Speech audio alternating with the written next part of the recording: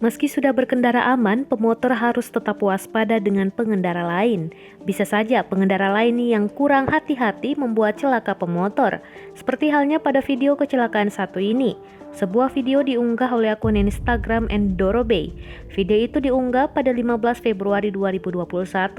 Pada video terlihat sebuah mobil putih berbelok ke kiri masuk sebuah gang. Tak lama datang motor yang ditumpangi dua orang dari arah berlawanan. Melihat masih ada celah di samping mobil, pemotor itu pun masih maju. Namun diduga karena kaget, sopir mobil malah nggak ngerem dan meluruskan setir mobil. Otomatis motor tadi tertabrak mobil dari samping. Karena tidak begitu kencang tabrakannya, pemotor pun jatuh dan lari menjauh. Setelah berhenti, terlihat pria keluar dari pintu penumpang depan. Sementara dari pintu supir keluar seorang ibu-ibu memakai kerudung.